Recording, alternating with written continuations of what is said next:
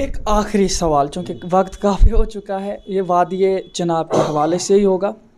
اگر بات کریں، یہاں پہ بھی یہ بتایا جا رہا ہے کہ بھارتیہ جنتا پارٹی کا چناب ویلی میں آنا کا ماحول تھا، لیکن آپس میں یہاں کے مین تو آپ کو مانا جاتا ہے یہاں سے خالد نجیب سہروردی جی نیشنل کانفرنس سے، کانگریس سے عبدالمجید وانی صاحب، ان دونوں کو آپس میں ٹکراؤ کی وجہ سے ووٹوں کی تقسیم ہوتی ہے، جس کی وجہ سے یہاں سے بی جے پی سیٹ لے کر کے جاتی ہے۔ اب ایک سوال، یہ پورا سوال یہ ہے کہ اب آئندہ انتخابات میں بی جے پی کے مقابلے میں نیشنل کانفرنس مضبوط پارٹی ہے جس کو لوگوں کو چننا چاہیے، یا کانگریس ہے، یا آپ دونوں الائنس کر کے جو ہے بی جے پی کو یہاں سے ہرائیں گے؟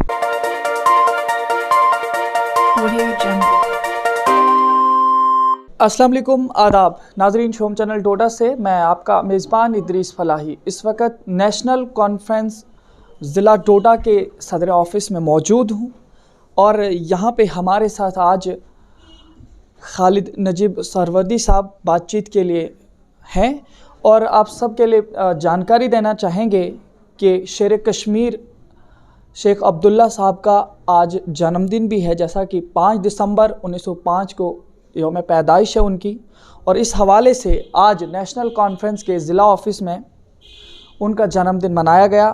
ان کی اہمیت و افادیت کو یہاں پہ لوگوں کو بتائی گئی۔ اس کے علاوہ انہوں نے جموں و کشمیر کو کیا دیا، کن حالات میں جموں و کشمیر کے لوگوں کو انہوں نے کس طریقے سے مختلف چیزیں سکھانے کی کوشش کی، اس تمام پر آج یہاں پہ تمام لوگوں کو بلا کر کے خالد نجیب سہروردی صاحب نے تعلیمات سے سرفراز کیا۔ اس کے علاوہ پہلے ہم استقبال کرنے سے پہلے آپ کو بتائیں کہ پچھلے دنوں میں یہاں پہ سابق وزیر اعلیٰ عمر عبداللہ صاحب کا دورہ ہوا تھا، اس میں کافی کچھ تلخ سوالات ہمارے ذہن سے نکلے تھے ان کی جانب، چونکہ ایک صحافی کی حیثیت سے ہمارا فرض ہے کہ ہم سوالات پوچھیں، ہمارا کسی کو ٹھیس پہنچانے کا بالکل بھی کوئی وہ نہیں ہوتا ہے، اور اگر ایسا ہوتا تو آج ہم ان کے ساتھ انٹرویو میں نہیں ہوتے۔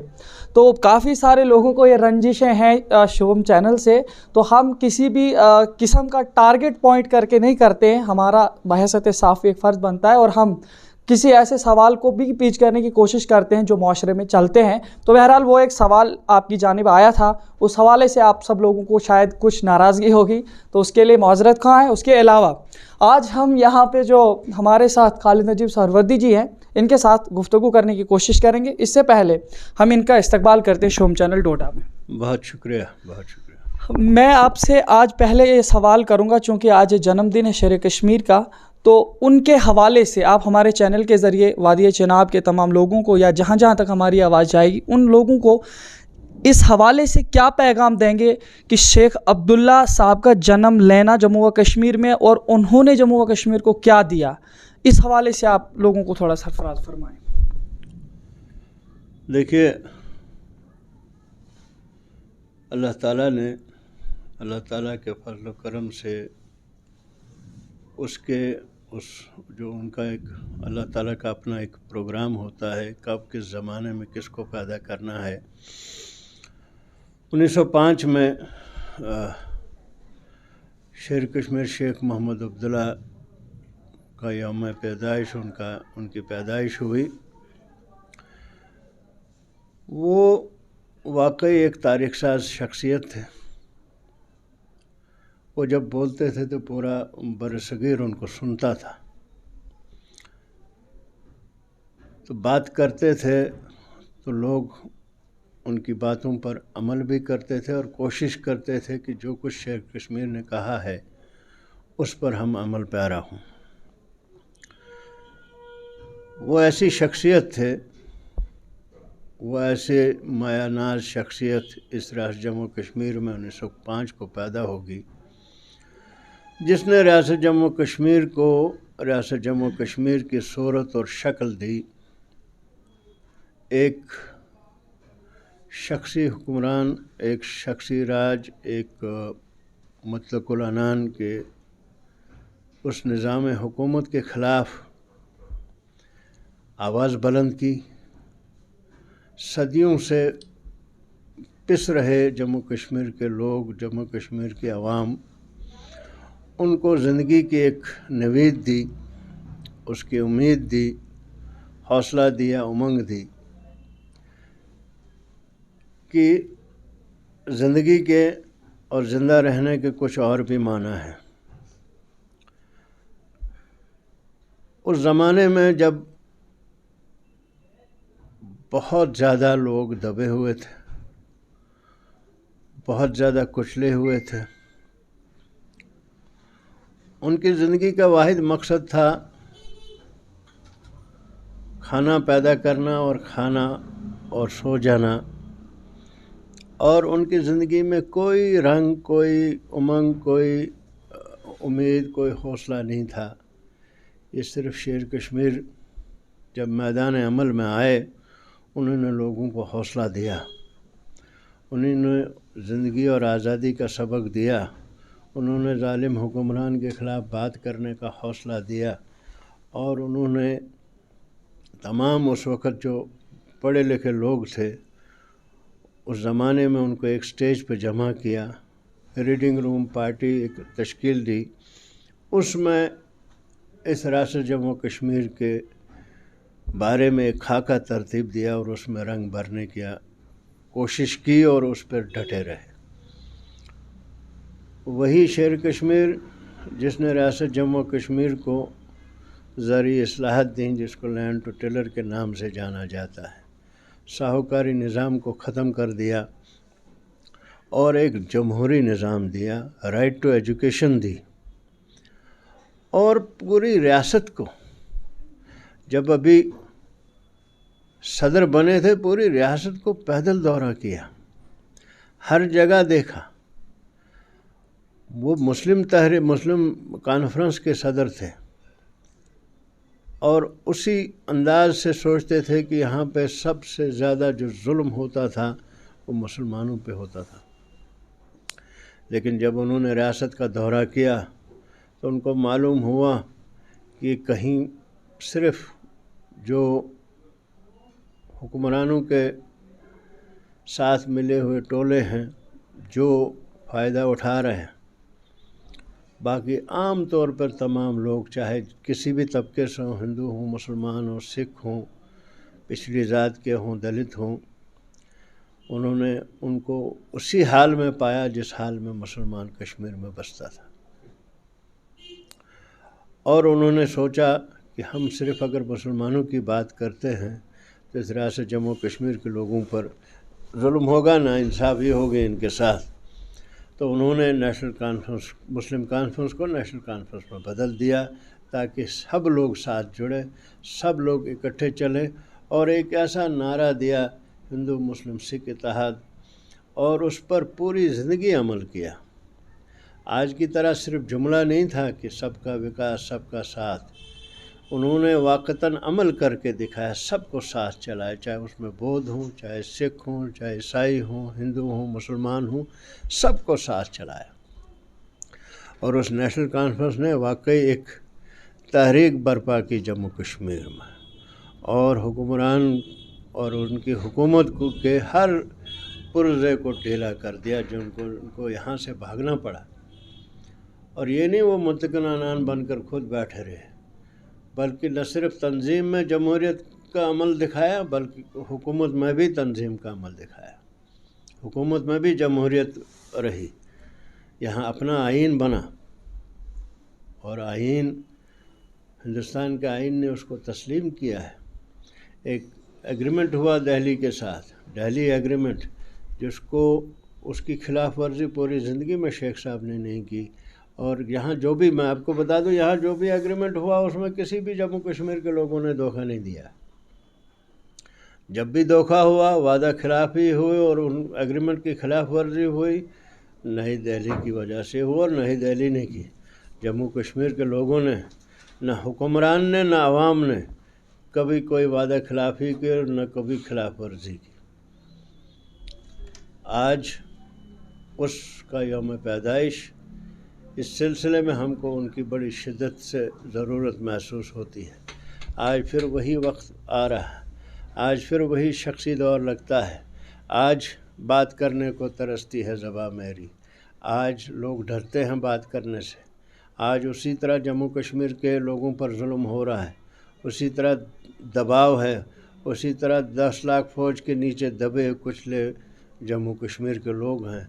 जम्मू कश्मीर के लोगों को जितना ह्यूमिलेट किया गया उतना किसी हिंदुस्तान की किसी रियासत में नहीं किया गया। जम्मू कश्मीर को जो एक मुल्क था और मुल्क से लेकर फिर रियासत बनी और आज यूनियन टेरिटरी बनाया गया, महज इसलिए कि जम्मू कश्मीर के लोग तालीम याफ्ता थे। जम्मू कश्मीर के लोगों को वैसी गुर्बत उन्होंने नहीं देखी 47 के बाद जैसी गुर्बत आज भी हिंदुस्तान में है। आज भी लोग पटरियों पर सोते हैं, करोड़ों लोग वहीं पे पैदा होते हैं, वहीं पे जवान होते हैं, वहीं पे मर जाते हैं, उनका कोई एड्रेस नहीं है आज तक। लेकिन रियासत जम्मू कश्मीर का बंदा, यहाँ का बासी, कभी कोई रात को भूखा नहीं सोता। ऐसा कोई नहीं जिसके सर पर छत न हो। ये सिर्फ उस शेर कश्मीर शेख मोहम्मद अब्दुल्ला का विज़न था जिन्होंने उस ज़माने में राइट टू एजुकेशन दिया। बहुत सारे लोगों के ये सवालात आते हैं कि आखिरकार नेशनल कॉन्फ्रेंस ने या शेर कश्मीर ने जम्मू कश्मीर को क्या दिया और क्या यहाँ से छीना गया।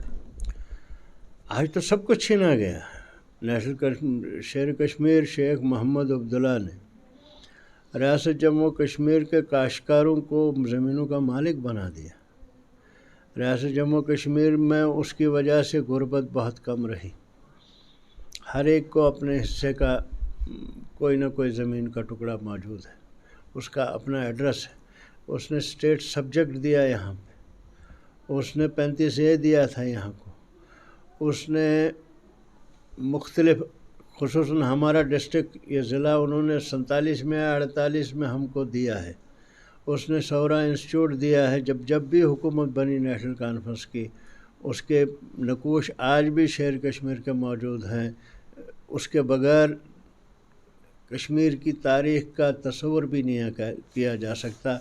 अगर कोई मौरख न सिर्फ नेशनल कॉन्फ्रेंस के बगैर या शेर कश्मीर के बगैर, क्योंकि शेर कश्मीर नेशनल कॉन्फ्रेंस का तारीख़ शेर कश्मीर के बगैर मुकम्मल नहीं। रियासत जम्मू कश्मीर की तारीख़ भी नेशनल कॉन्फ्रेंस के बगैर भी मुकम्मल नहीं हो सकती और खुसूसन शेर कश्मीर के बगैर भी मुकम्मल नहीं हो सकती है। शेर कश्मीर ने हौसला दिया, इनको जीने की उमंग दी, उसने इसको दुनिया के नक्शे पर उभारा। रियासत जम्मू कश्मीर को दुनिया पहचानने लगी। जम्मू कश्मीर के लोग भी बसते हैं, वो भी एक ज़िंदा कौम है, वो भी यहाँ उसी तरह जीने का हक़ रखते हैं जिस तरह दुनिया के बाकी खितों में रहने वालों का हक़ है। नेशनल कॉन्फ्रेंस ने ही जम्मू कश्मीर को अपनी शनाख्त दी, अपना आइन दिया, अपना झंडा दिया, अपना तराना दिया और एक रिपब्लिक के तौर पर अंदरूनी खुद मुख्तारी दिया, ऑटोनमी दी थी। यहाँ सिर्फ 3 कानून चलते थे और वो एग्रीमेंट में यही था, इल्हाक में यही था कि यहाँ सिर्फ डिफेंस, फॉरेन अफेयर्स और करेंसी, यही 3 चीज़ें थी। बाकी हमारी ये सब कुछ हमसे छीना गया। जो हमारा पास था, जो हमारा हक़ था, आज भी उसी के लिए लड़ रहे हैं। आज भी वही वक्त आन पड़ा है। आज भी नेशनल कॉन्फ्रेंस के पास वही ज़िम्मेदारी है जो तब थी। आज भी उसी तरह आगे बढ़ना है, क्योंकि और कोई आपकी बात करने वाला नहीं होगा, आपकी मदद करने वाला नहीं होगा। खुद ही खड़े होना है, अपने लिए खुद ही जदोजहद करना होगा। यही सिखाया हमको शेर कश्मीर ने, उस पर अमल करना है। बात करते हैं दफ़ा 370 के ख़ात्मे की। आपने तो बताया कि यहाँ पे काफ़ी सारे स्पेशल स्टेटस दिए गए थे जम्मू कश्मीर को, जो यहाँ से छीने गए। रीजनल पार्टीज़ हों चाहे नेशनल पार्टीज़ हों, तकरीबन उनके तमाम रहनुमा लोग इस वक्त काफ़ी बयान दे रहे हैं कि अब आर्टिकल नहीं आएगा। जिस तरह से डोगरा संगठन के कुछ लोगों ने परसों प्रोटेस्ट किया कि वो गुपकार अलायंस को गुपकार गैंग के नाम से पुकार के नारेबाजी करने लगे कि आर्टिकल अब वापस नहीं आएगा। इसके अलावा कांग्रेस के कदावर नेता जो हैं उन्होंने भी इस पे बयान दिया कि अब इस पे बात करना बेकार है, क्योंकि ये सुप्रीम कोर्ट का मामला है।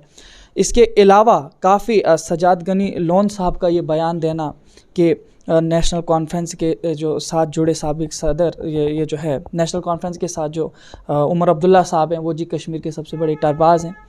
इस तरीके के काफ़ी सारे बयानबाजी होने के बाद भी, और नेशनल कॉन्फ्रेंस का चिनाब वैली में और पीर पंचाल के एरियाज़ में जहाँ पे भी इनका दौरा हुआ या हो रहा है, وہاں پہ لوگوں کو یہ بتایا جا رہا ہے کہ ہم دفعہ 370 کے لیے لڑائی لڑیں گے.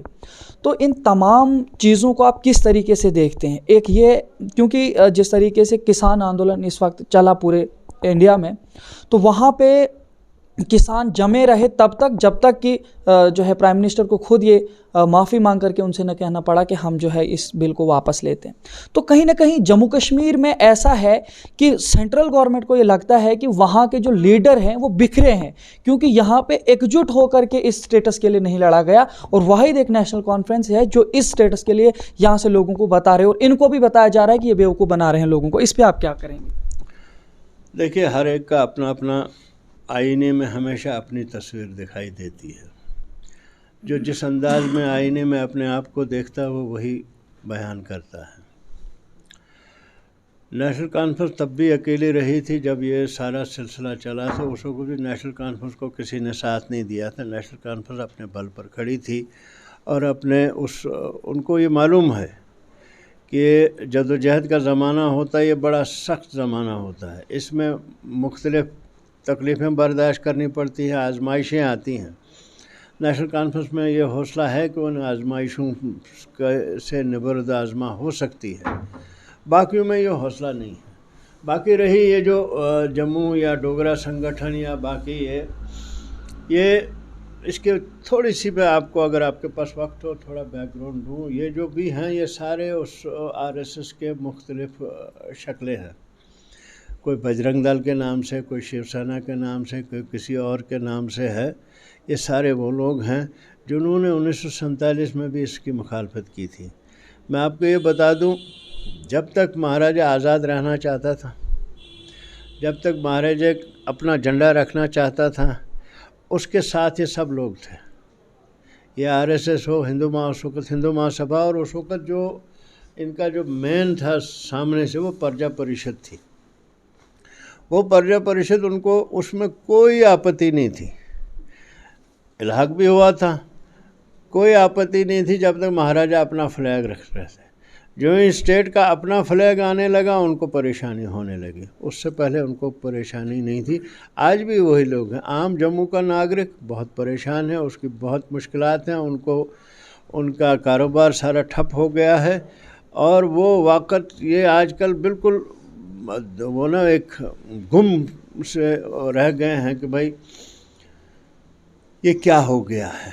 انہوں نے کتنا بڑا دھوکہ دیا ہے، وہ بات بھی نہیں کر پاتے ہیں کہ اتنے شوق میں ہیں وہ لوگ. یہ لوگ ان کو اور سنانا چاہتے ہیں. انہوں نے تب بھی مخالفت کی ہے، آج بھی کریں گے. باقی رہے وہ دوسرے آزاد صاحب، یا جس نے بھی، وہ آزاد صاحب نے یہ بیان تو دیا تھا کہ دفعہ 370 آرٹیکل نہیں آ سکتا ہے، لیکن اب صفائی دیتے پھر رہے ہیں. یہ نیشنل کانفرنس ہی تھی جس نے آرٹیکل 370 جموں کشمیر میں لایا تھا. یہ نیشنل کانفرنس تھی جس نے اٹانومی یہاں کے لیے رکھی تھی. اس کے باضابطہ دہلی ایگریمنٹ کے تحت یہاں کیا تھا. لہذا دوسروں کو اس سے ہمدردی ہو نہ ہو، کیونکہ بات کرنے سے ڈرتے ہیں، جیل جانے سے ڈرتے ہیں، جدوجہد کرنے سے ڈرتے ہیں. اس لیے اس طرح کی وہ اپنے آپ کو دوسروں کی نظروں میں زندہ رکھنے کے لیے، وہ ریلیونٹ رکھنے کے لیے اس طرح کے بیانات دیتے ہیں. جب بھی کوئی جدوجہد کرنی ہو، کسی دوسرے کی مدد کے بغیر اپنے آپ پر بھروسہ کرنا ہے، اپنے اللہ پر بھروسہ کرنا ہے، اپنے آپ پر بھروسہ کرنا ہے، اپنے دم خم پہ کھڑا ہونا ہے. جو قوم، جو لوگ، جو ریاست، باشندے اپنے آپ سے کھڑے ہوتے ہیں، اللہ بھی ان کی مدد کرتا ہے. جو دوسروں کی مدد کے بھروسہ رکھتے ہیں اللہ کے بغیر، ان کی مدد کوئی نہیں کر سکتا، نہ وہ آگے بڑھ سکتے ہیں. آپ نے ایک اور بات کہی کہ وہ کسان آندولن، اس کی نوعیت کچھ دوسری ہے. یہ ریاست جموں کشمیر ہے. اس کے بارے میں تمام ایجنسیوں کی سوچ الگ ہے. ان کو بھی خالصتانی بتایا گیا تھا، ان کو بھی پاکستانی بتایا گیا تھا، ان کو بھی سب کچھ بتایا گیا تھا، لیکن بیان بازی کی حد تک. ان پہ پانی چھڑکا گیا. یہاں پچھلے 30 سال سے جس نے بھی بات کی، جس نے اپنے حق کی بات کی، اس کو گولی ملی. یہاں اس انداز سے تحریکیں اٹھیں گی، اسی نہج پہ پہنچیں گی، اسی حد تک پہنچیں گی، لیکن طریقہ کار اپنا ہوگا۔ جموں کشمیر ہم چونکہ نیشنل کانفرنس ہی سب سے زیادہ وائلنس کا شکار ہوں، اور نیشنل کانفرنس ہی ہمارے ہزاروں ورکر حضرات، ہمارے منسٹر، ہمارے ایم ایل اے، ہمارے ڈسٹرکٹ صدور قربان ہوئے ہیں اس 30 سالہ ملٹنسی میں، سب سے زیادہ وائلنس کا شکار ہوئے ہیں۔ ہم نہیں چاہتے ہیں کہ ریاست جموں کشمیر میں پھر وائلنس کا دور ہو، ان کی طرف سے ہو وہ الگ بات ہے، لیکن ہم جدوجہد سے پیچھے نہیں ہٹیں گے۔ کافی سارے بیانات سے یہ ثابت ہوتا ہے کہ بی جے پی کا یعنی بھارتیہ جنتا پارٹی کا ریاست جموں و کشمیر میں حکومت میں آنا یہ کافی سازشوں کے تحت جو ہے یہاں پہ آئی ہے، چونکہ کافی بہت سارے بیانات آئے ہیں مختلف پارٹیوں کے کہ یہ جب بھی کسی بھی جگہ پہ جب انہوں نے سیٹیں جیتی ہیں تو کافی سازشیں کر رہی ہیں۔ اس حوالے سے یہ بھی بتایا جا رہا ہے کہ اس وقت جو اب انتخابات آنے کو ہیں، کچھ اس طریقے کی ہوائیں چل رہی ہیں، اس دور میں بھی بی جے پی پر کافی ساری پارٹیوں کے یہ الزامات لگائے جا رہے ہیں کہ بی جے پی اب ایک نئی جو ہے سازش رچ رہی ہے، وہ اس طرح سے کہ وہ پارٹیوں میں گھس کر کے کچھ لیڈروں کو وہاں سے نکال کر کے اپنے ساتھ جوڑ رہی ہے تاکہ وہ پارٹی کمزور ہو جائے اور لوگوں کو جو ہے پتہ چل جائے کہ اب شاید یہ پارٹی منہدم ہو رہی ہے۔ اور اس کے علاوہ جو سابق وزیر اعلیٰ محبوبہ مفتی صاحبہ ہیں، ان کا یہ بیان کہ اب یہ سازشوں کے تحت پہلے پی ڈی پی میں آئی، وہاں سے کچھ لوگوں کو وہاں سے نکالا، اب نیشنل کانفرنس میں آ کر کے وہاں سے کچھ لوگوں کو نکالا، اب کانگریس میں جو ہے آ کر کے وہاں سے بھی کچھ لوگوں کو نکال رہی ہے۔ ان تمام سازشوں کو لے کر کے بھارتیہ جنتا پارٹی کا آپ کو لگتا ہے کہ وہ جموں کشمیر سے بیک ہو کر کے نیشنل کانفرنس اپنی حکومت بنا سکتی ہے؟ دیکھیے، جن پارٹیوں کا آپ ذکر کر رہے ہیں یہ بنائی ہی انہوں نے ہی ہے۔ میں نہیں کہتا کہ بھائی بی جے پی نے بنائی ہے، کسی اور نے بنائی ہے، کیونکہ رائٹ فرام 47 سے یہ سازشیں دلی کرتی آ رہی ہے، آج بھی کرے گی، چاہے وہ بی جے پی کی شکل میں کر رہی ہو یا کانگریس کی شکل میں۔ جو بھی وہاں حکمران رہا انہوں نے جموں کشمیر نیشنل کانفرنس کے خلاف بھی سازشیں کی ہیں اور جموں کشمیر کے ریاست کے خلاف بھی سازشیں کی ہیں۔ اگر انہوں نے سازشیں نہیں کی ہوتی، ان ایگریمنٹس پہ ڈٹے ہوتے تو آج جموں کشمیر کی یہ صورتحال نہیں ہوتی۔ آج جموں کشمیر اگر ان کے برابر بلکہ ان سے بہت آگے ہوتا، محض انسرٹنٹی کی وجہ سے جو انہوں نے گاہے بگاہ ہر قدم پر جو ہی یہاں ایک ڈائریکشن میں، ایک سمت میں کام ہوتے رہے، ریاست جموں کشمیر ارتقاء کی منزل طے کرتے رہے، انہوں نے سازشیں شروع کر دی، کوئی نئی بات نہیں ہے۔ لیکن اس وقت جو صورتحال ہے، آپ کی جو جتنی پارٹیاں نظر آتی ہیں بنائی انہوں نے۔ اب جس وقت یہ جو نئی پارٹی بنی وہ ہے دوسری، وہ کیا نام اس کا، وہ جس کا بھی آپ ذکر کر رہے تھے، سجاد صاحب کیا، ایسا لگتا ہے کہ بھائی گورنمنٹ آف انڈیا کہتے ہیں یہ 4 لوگ اس میں جائیں گے، یہ 4 لوگ اس میں جائیں گے، یہ سارے انہیں کے لوگ ہیں۔ اپنی مرضی سے 4 لوگ پیپل کانفرنس میں ڈال رہے ہیں، 4 لوگ اس میں ڈال رہے ہیں، 4 لوگ اس میں ڈال رہے ہیں۔ جب کبھی ان کی مرضی ہوگی ان کو ادھر سے نکال کے ادھر سے کر دیں گے۔ پی ڈی پی بھی ایسی بنی تھی، لہٰذا اس میں بھی یہی صورتحال چل رہی ہے۔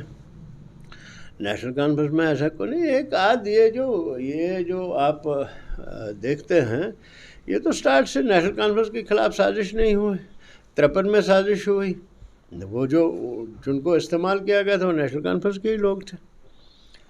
پھر 83 میں ہوا، جگموہن کے ٹائم میں اس وقت ہوا، یہ ساری سازشیں وہ کرتے رہے۔ ہم کو کہتے ہیں 86 کا الیکشن، 87 کا الیکشن آپ نے رگ کیا ہے، اس میں کانگریس حصے دار تھی، سب سے زیادہ ریگنگ انہوں نے کی، ہمارا کوئی رگ سے بنا، ہمارے خلاف کوئی کیس نہیں آج تک عدالت کہیں رٹ کوئی آپ نے دیکھے نیشنل کانفرنس کے کسی کینڈیڈیٹ کے خلاف رٹ پڑی ہو 87 میں؟ آپ عام طور پہ آپ دیکھیں گے، آپ بھی چاہ رہے ہیں 87 میں رگ ہوا تھا، رگ ہوا ہوگا، یہ نہیں ہم کہتے کہ نہیں ہوا، لیکن کن لوگوں نے کیا؟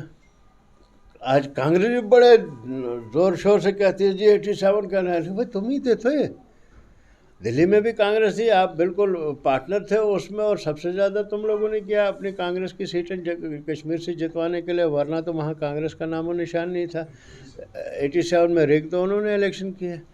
एक एक केस आप खंगाल डालिए अदालतों को, आप पूरा आर्काइव ढूंढिए। 87 में जिसका सबसे मशहूर जो कहा जाता है मिलिटेंसी की बुनियाद कहा जाता है, आप उसमें देखिए किसी भी नेशनल कॉन्फ्रेंस के कैंडिडेट के खिलाफ कोई रिट नहीं है। एक आखिरी सवाल, चूँकि वक्त काफ़ी हो चुका है, ये वादिये चनाब के हवाले से ही होगा। अगर बात करें, यहाँ पे भी ये बताया जा रहा है कि भारतीय जनता पार्टी का चनाब वैली में आना का माहौल था, लेकिन आपस में यहाँ के मेन तो आपको माना जाता है यहाँ से खालिद नजीब सहरवर्दी जी नेशनल कॉन्फ्रेंस से, कांग्रेस से अब्दुल मजीद वानी साहब, इन दोनों को आपस में टकराव की वजह से वोटों की तकसीम होती है, जिसकी वजह से यहाँ से बीजेपी सीट लेकर के जाती है। अब एक सवाल, ये पूरा सवाल ये है कि अब आइंदा इंतखाबात में बीजेपी के मुकाबले में नेशनल कॉन्फ्रेंस मजबूत पार्टी है जिसको लोगों को चुनना चाहिए, या कांग्रेस है, या आप दोनों अलायंस करके जो है बीजेपी को यहाँ से हराएंगे? देखिए, अलायंस हम हर जमहूरी पार्टी के साथ कर सकते हैं जो जमहूरियत पे यकीन रखती हो, भाईचारे पे यकीन रखती हो, जो सेकुलर हो, उससे कर सकते हैं। लेकिन कांग्रेस ने इतने ज़ख्म दिए हैं, ये सारा जो आज का ये जो जम्मू कश्मीर में जो सूरत हाल बनी है, असल में कांग्रेस की ही देन है। ये तबाही उन्होंने फैलाई है, ये साजिशें जो की हैं, मैं बीजेपी को ये इनके शागिर्द हैं बीजेपी वाले, ये सब कुछ इनका कियादा रहा है। और आज जो आप अलायंस की बात करते हो, आप एक तरह का ये पैगाम देते हो उससे कि भाई मुसलमानों इकट्ठे हो जाओ, हिंदू इधर से है, तुमको खतरे, जैसे पूरे हिंदुस्तान में हिंदुओं को बोला गया हिंदू खतरे में है जी, लिहाजा एक पार्टी को साथ दो, ये हिंदू को बचाएगी, हिंदुस्तान को बचाएगी। इसी तरह उसी सियासत को हम यहाँ बढ़ावा दे रहे हैं। यार अपना मैनिफेस्टो, अपना प्रोग्राम दे के लोगों के सामने, अब ये लोगों तक है। मैं वैसे मुसलमान भी, मैं ये चाहता हूँ जब आप नुमाइंदे बन रहे हो तो आप सबके बनो, आप हिंदू के भी बनो, मुसलमान के भी बनो, उसकी भी तर्जमानी करो, उसकी भी तर्जमानी करो।